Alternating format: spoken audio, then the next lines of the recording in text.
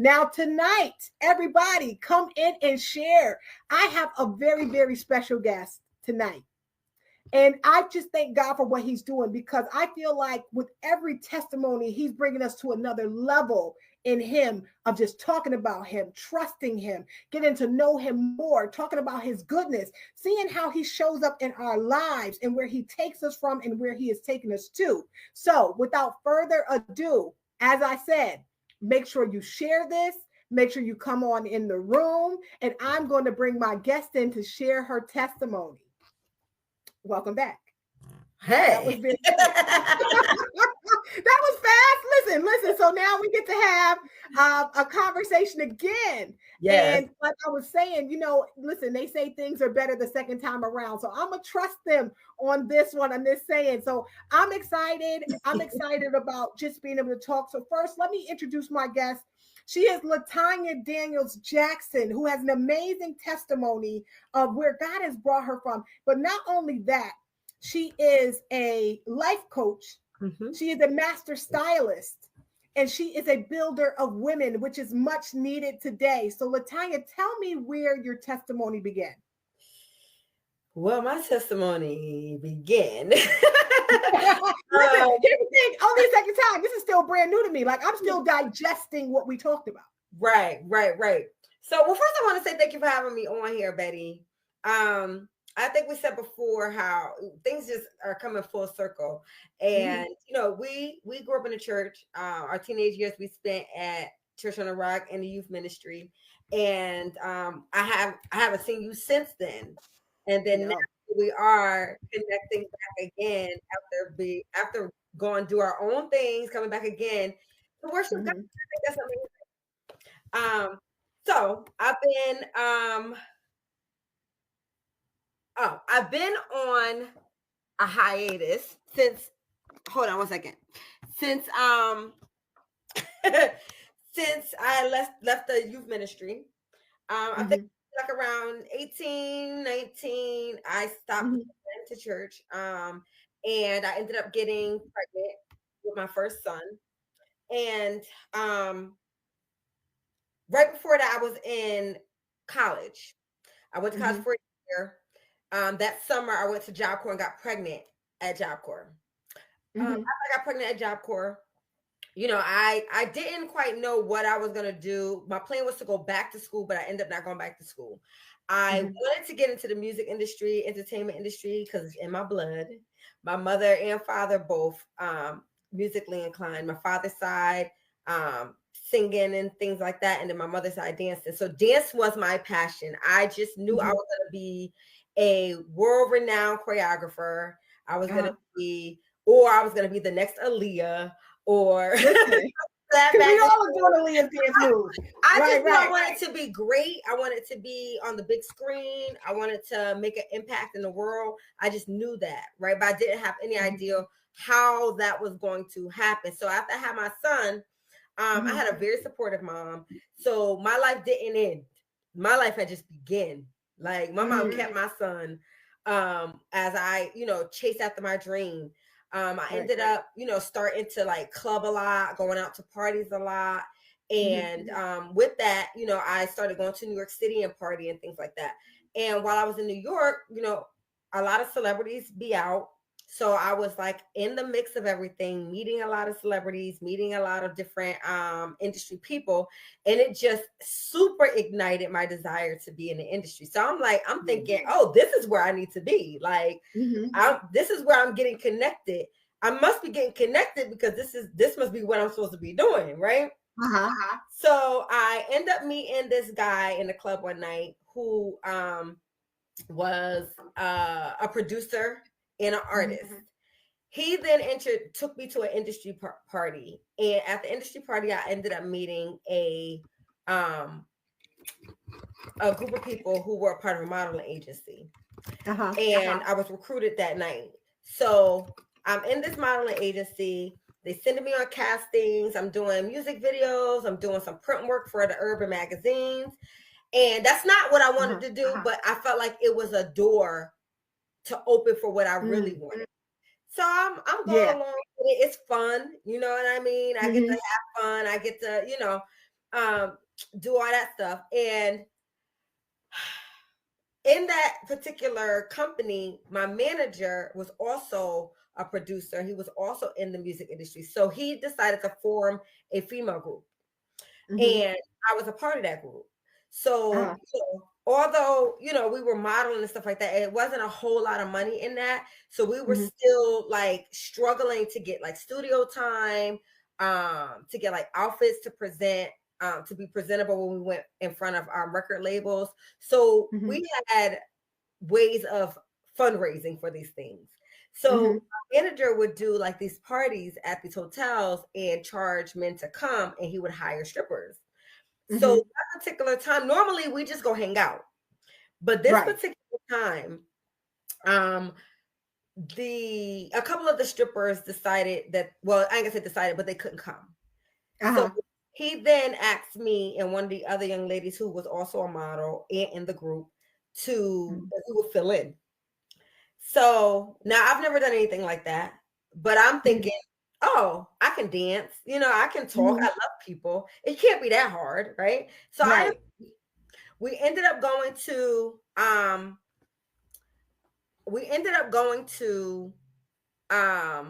buy outfits and stuff for this. I was, we got lingerie and stuff. Like I said, it was my first time, so I don't really know what to get. But we go to this party, and he's like, they can't touch you or anything like that. So, you just dance. They give you the money or whatever. So I'm like, all right, I can take one for the team. I can do this. Right. It's going to be for the benefit of the group, right? So while I'm there, while we're dancing and everything, it was cool. It was fine. I had that couple of shots so I could loosen up. And it was okay. But one of the young ladies there, she danced in the club, and she was talking to me, and she was like, this is nothing. Like, would you be willing to come work in the club? So she was telling me about the club, and I'm like, oh yeah, I'll be willing to give it a try, So in my mind, I'm thinking, okay, let me go. I'm gonna try this club thing. And what I'll do is, because I'm not making any money, I had a little job in Connecticut, and the money that I was making at home, I'm using it to travel back and forth to New York, using it to keep myself up, because I'm out in the clubs, I'm out, so my money is like just going. So I'm like, I'm gonna get in the club, and I'm gonna work, I'm gonna make some money, and I'm gonna use this to help fund what I'm doing. So I go to the audition. It was in the Bronx, and I got hired. So my first audition, I get up there. I remember the song. It was "Dip It Low" by Christina Milian. Listen. I remember my first too. I said, listen, I ain't never done this, but I could dance. So I started doing the choreography from the video. Right. You got to do what you got to do. Listen. But I got hired, and I made a couple of hundred that night. It was on like a weekday. So of course, in my mind, I'm going, well, dang, if I could make this, and I'm brand new on a weekday, then weekend's gonna be hitting. Right. So my plan was to make, like I said, to make some money to fund what it was that I was really trying to do.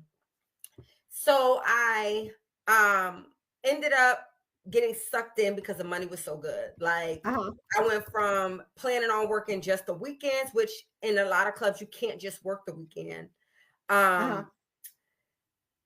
You have to work a daytime too. Right? So I'm like, okay, so now I have to pick up a weekday and the weekend. And then again, the money was just getting too good. So I'm thinking, okay, well, if I work a lot right now, then eventually I won't have to work as much. So let me just get all the money that I can now.